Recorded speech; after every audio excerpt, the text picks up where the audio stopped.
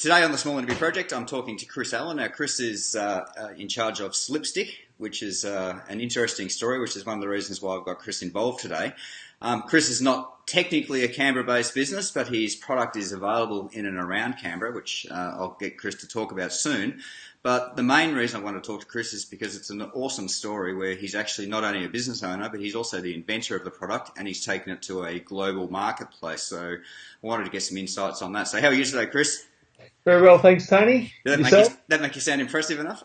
Oh, look, I must say, you lose sight sometimes on what you've actually achieved. And yeah. Really, when someone says it to you, it certainly sounds good, doesn't it? Makes you open your eyes and think, how the hell did I dig this hole so deep? You know? Absolutely. Well, hopefully we'll get some insights as to how you got yourself into this predicament. So tell me about Slipstick. What is Slipstick and what do you do? Slipstick is a range of furniture feet that go on the bottom of furniture to help protect hard floor surfaces. Right.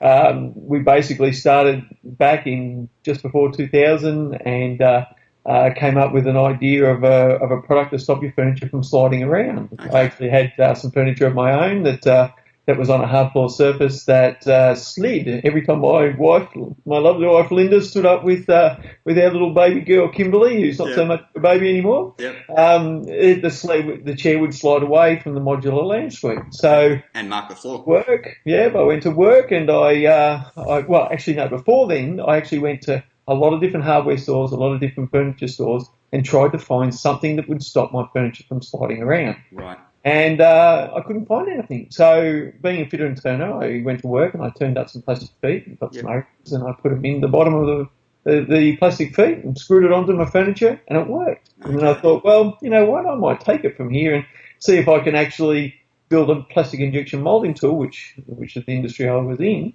to actually try and produce these on mass volume and sell it to millions of people. Now, let me tell you, that's about 13 years ago now, and wow, there's been a lot of water under that bridge. So that's what Slipstick is. It's a range of furniture feet, and that we've got many different styles now. Okay, and it's available where? It's Australia-wide, and whereabouts? We basically are available through your furniture and flooring stores and hardware. Right. So if you take something like Bunnings or Harvey Norman, Captain Snooze, we have sort of a range of bedding products, a range of hardware line style feet. And we can sort of touch on those industries. They cross over a little bit, but generally in Australia, and then to add to that, we have our own office and warehouse in the US, and we distribute to 3 or 4 large hardware chains, and as well as the furniture and flooring industry as well. Right. And we've also got distributors in New Zealand, Canada, Germany, and that's about where we're at this stage. Excellent. So there's still plenty of countries left for you to dominate then, isn't there? Many countries, little time. Okay, excellent. I'm sure we'll get some more insights into some of those things as we go through the questions for you. But tell me, why did you first go into business, Chris?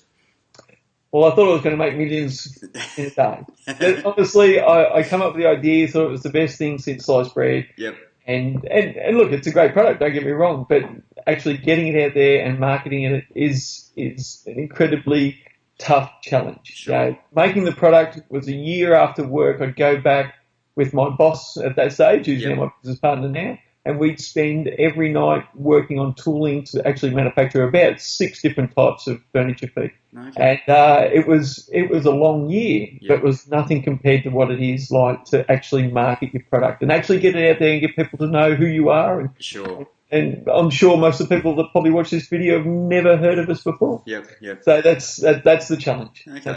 And I guess that type of product, if you go to a hardware store, you see so many of those sorts of things available now. So they are copycat. We certainly we actually sell some range of our products that are felt, because everyone knows felt, and that's a very simple add to our range. Right.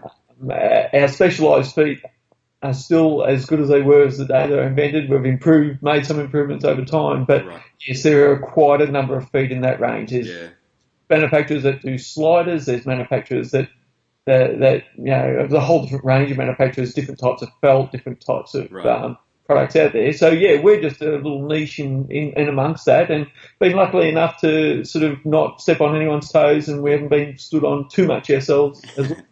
Okay, that's good. If you had your time over again, you said 13 years, was it? You've been doing this. So if you had to start again tomorrow, what would you do differently? Well, look, I sort of looked at that question. I thought, what would I do differently? And certainly, I think when we first started, to be able to manufacture in Australia was fantastic. We actually used export marketing grants to get ourselves from here into the US market, right. And I really thought that was a great incentive that the Australian government offered. Yep. But in the end, I had to go to China to actually manufacture purely because of the cost. Right. Okay. And I could produce it for a third of the cost in China, which is so unfortunate because I just want to produce it here in Australia, especially when we knew the moulding shops, we knew the packaging shops, we used sheltered workshops to put everything together. Wow. And we still could not get it competitive enough to be in the market with the big box retailers. They just didn't want to look at us at that price point. Okay. So if I had to do my time again, I would probably, now knowing what I know, go direct to the cheapest line of manufacture, unfortunately, which doesn't help Australia, although certain products do. There's products that we can manufacture. If I just manufactured my product here in Australia and just had to mould it, we're very competitive. Okay. So if there's less labour involved, basically. So the packaging and everything like that adds on to the cost? Yeah. Once you add packaging and labour to get it into a packet, it becomes quite difficult to compete. Yeah, okay, excellent.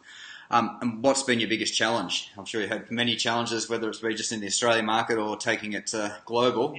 Look, I suppose I've already touched on it a little bit. The biggest challenge is getting the word out there. And look, I really thank goodness now for the way the internet's gone. Really, in 2000, we were still receiving fax orders. Now, email and we've got a Facebook site, and we're sort of delving more and more into that. And we're actually getting people to start to do the social media side of it, things, so we can actually promote ourselves more, because it's very restrictive for a small business to spend tens of thousands of dollars on print advertising that unfortunately doesn't do as good a job as what the internet can these days. So some of our fastest growing customers are actually internet-based companies.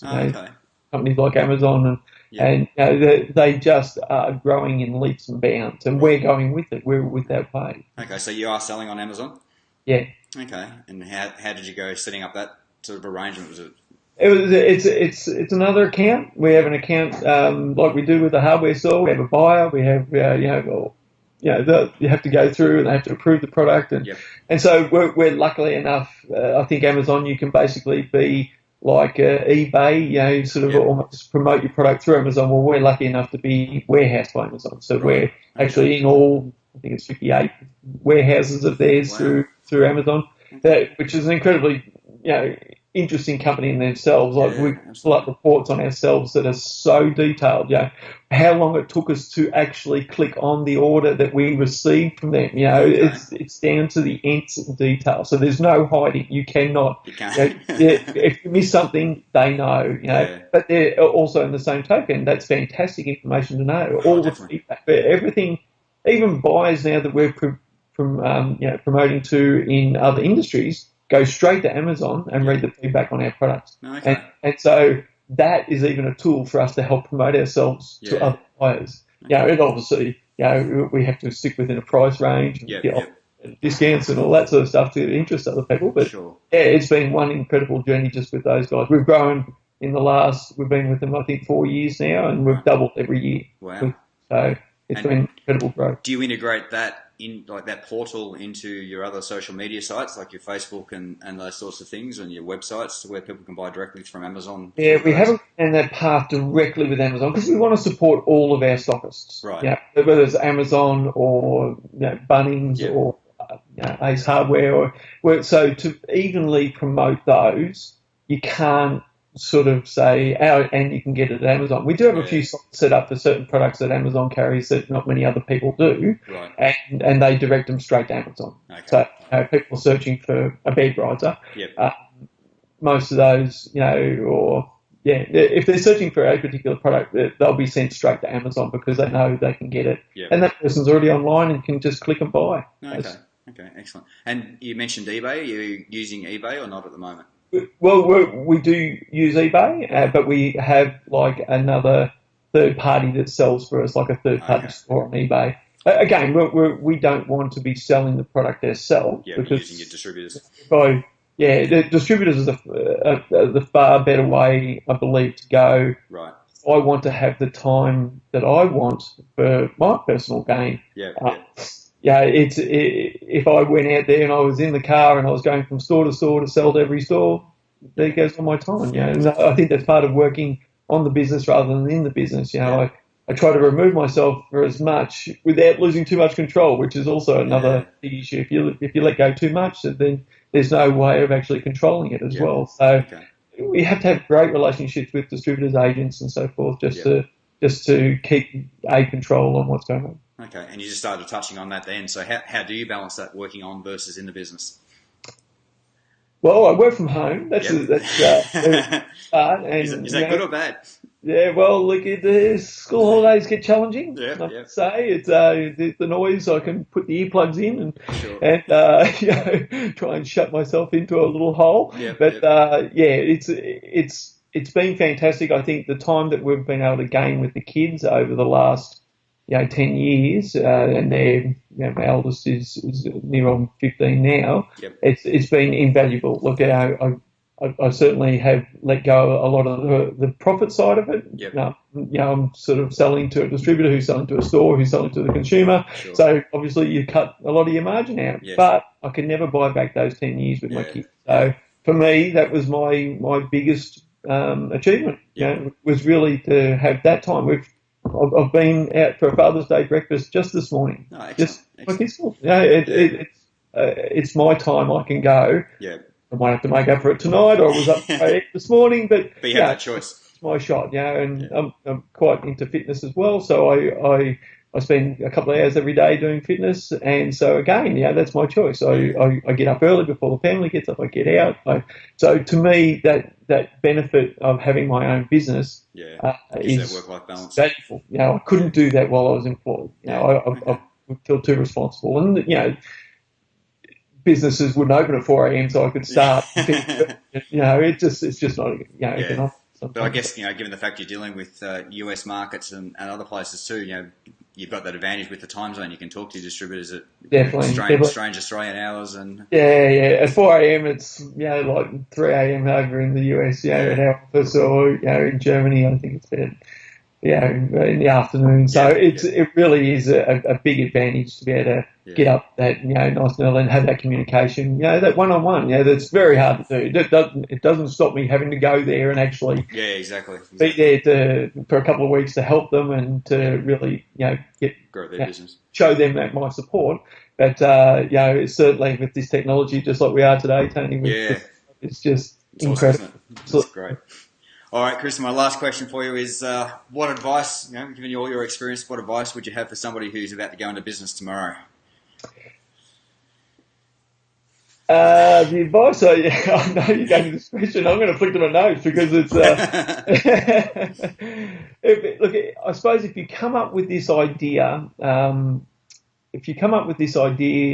any idea, and there's a lot of people that go and patent products that never ever make it to market, and there's actually companies out there that help them get to market, but the world's getting smaller with this internet and being able to source companies and products, and you can actually negotiate quite small runs with manufacturers now. Even if it's in your local area, you might be paying a premium rate, but you can have quite a small run, and you can actually test your product in the market. Right. And so I think that allows a lot of people to take their idea from just a concept to the actual marketplace, where they can actually go, well, that didn't work, or that did work, or if I play with this, or if I adjust this, we can actually get this to work really well. And you grow from there. And that's, I suppose with me being in my industry, it was, I was very lucky that I could manufacture these things off my own, back. But like I say, that was in 2000, and it wasn't like it is now. So I think now is a great time if you've got an idea to get it out there. Yeah. Okay. Excellent. All right, Chris, some great insights and an awesome story, as I said at the start. So, thanks very much for taking part in the Smaller View project with me, and good luck with Slipstick. Thank you. And look, I just hope this helps anyone out there. If they've got anything further they want to ask, they're welcome to email me or call me at any time. I'm sure Tony will put the links up there somewhere. There will be a link to your website, so most definitely. Okay, thanks, Chris. All right. Thank you.